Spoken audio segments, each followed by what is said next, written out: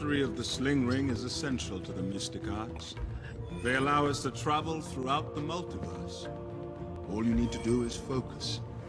Visualize. See the destination in your mind. When you forge a weapon, you need three things.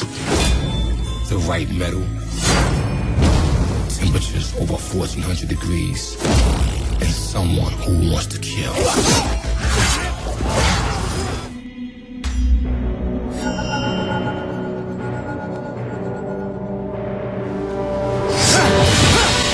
That's it.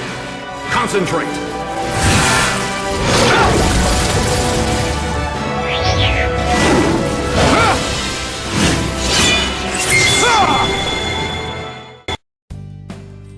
Do you want to get more out of your magic items? Are you a martial class with a high BAB, con mod, and fort save who's tired of seeing the casting classes lording their weird, unnatural powers over you? Well, you need Item Mastery Feats. For the low price of a feat slot and some skill ranks, you too can teleport, magically heal, and move stuff with your mind. D6 damage is not responsible for magical mishaps or being burned at the stake by the Inquisitor. Appropriate magical items not included.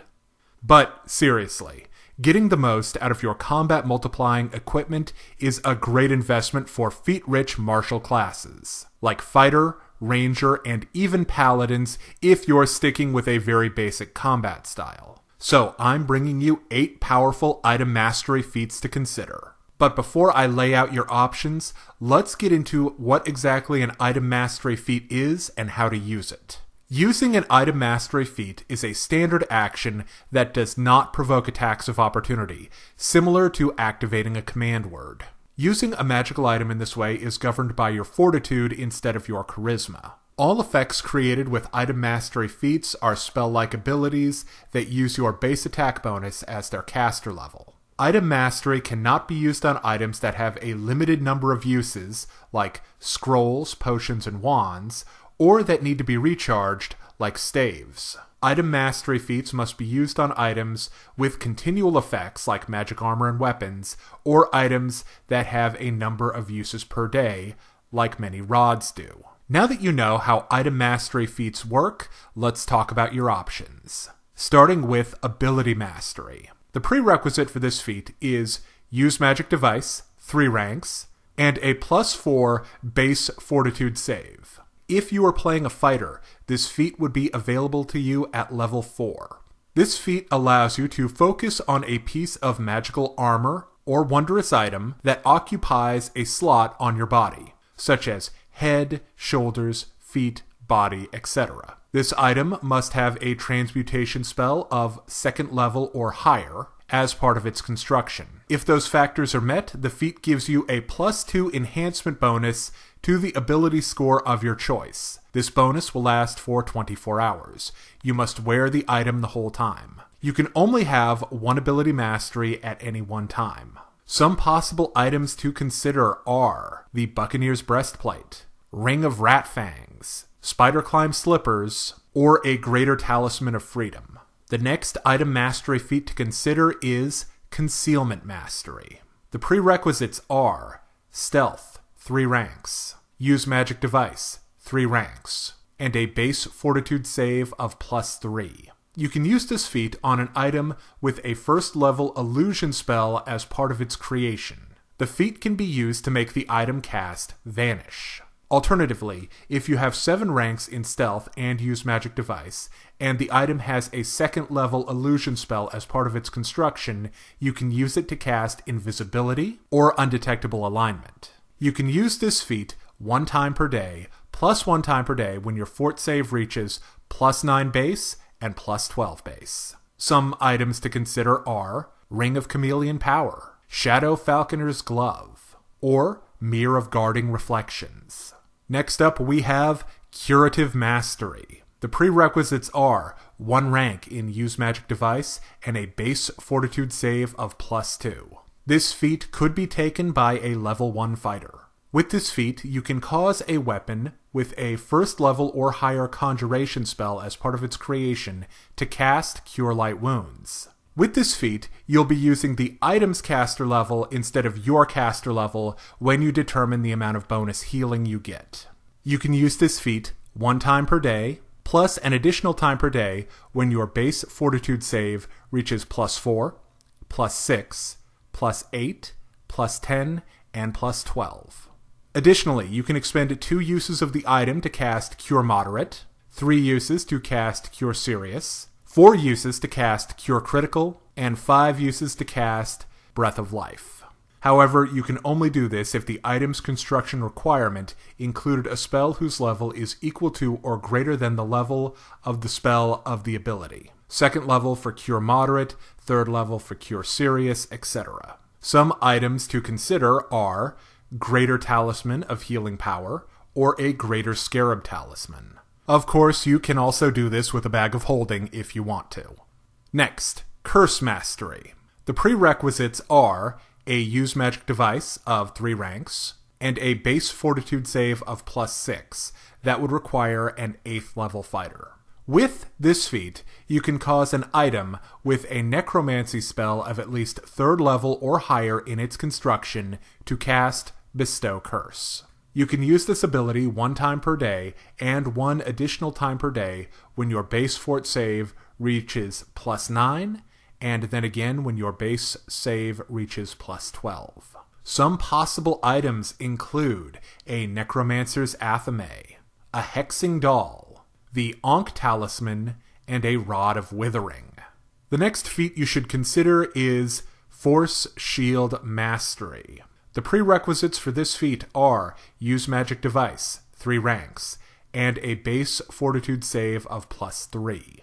With this feat, an item with an abjuration spell of level 1 or higher in its construction can be used to create an effect that's like shield, except the shield bonus to AC is equal to 1/3 of your base fortitude save. You can use this ability 1 time per day, +1 when your fort save reaches +6, then again at +9, and finally one more time at +12. Some items that would work with this feat are a Pentacle Talisman, Gloves of Arrow Snatching, or the classic Cloak of Resistance. Up next, a very powerful feat is Telekinetic Mastery. The prerequisites are a Use Magic device, 5 ranks, and a base fortitude save of +7.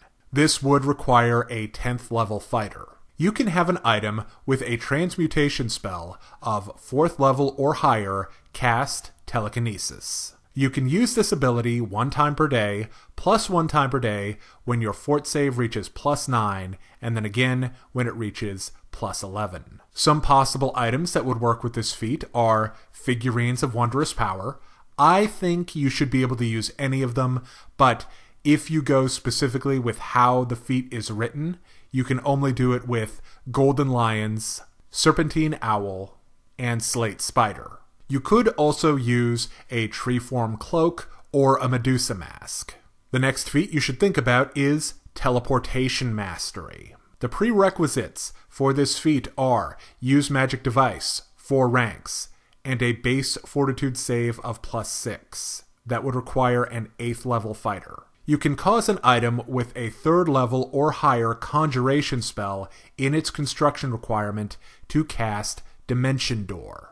This can be done 1 time per day, +1 time per day when your base fort save reaches +9, and then again when it reaches +12. Some possible items that would work include the Bag of Holding, of course, a Horn of the Tritons, and Deliquescent Gloves. The final item mastery feat you should think about is Weapon Evoker Master. The prerequisites for this feat are Use Magic device, 2 ranks, and a base fortitude save of +3.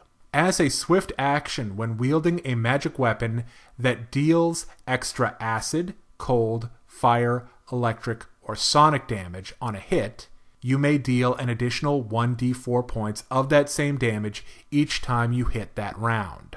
This is really great for high BAB characters that get a lot of attacks. Finally, I'd like to tell you about a fantastic fighter archetype that can get even more out of item mastery feats. The Relic Master Fighter. A Relic Master Fighter has different class skills. They get Knowledge Arcane and Use Magic Device as class skills, but they lose Handle Animal and Ride. At 3rd level, a Relic Master Fighter gets Improved Item Mastery. 1 time per day, you may ignore the spell construction requirement for an item mastery feat you know. However, the item must be appropriate in all other ways. Alternatively, you may use an item mastery feat you know without it counting against the total number of daily uses of that feat. You can use this ability 1 additional time at 7th level, 11th level, and 15th level. This ability replaces armor training. Finally, at 5th level, you get Relic Channeler. At 5th level, as a swift action, you can increase the enhancement bonus of a magic weapon, armor, or shield by 1 to a maximum of +5. Or you can increase the DC of an item that creates a spell effect by 1. You can do this for a number of minutes per day equal to your Constitution modifier +1. This ability replaces armor training. I talked a lot about Fighter in this video, but by no means are item mastery feats limited to Fighter. There are some great specific ones for both Occultist and one that Clerics and Inquisitors can get a lot out of. Some other great classes that can make a lot of use out of item mastery feats are Barbarians and Swashbucklers. Particularly Weapon Evoker Master and Ability Master, both of which are very easy to use. Thank you for watching D6 Damage. If you're interested in more class analysis and strategy guides for Pathfinder 1 and Pathfinder 2, check us out on YouTube or BitChute. And if you're interested in taking your game further, join the D6 Damage Discord. We have all kinds of fantastic discussion about all aspects of the game, from character builds to DMing.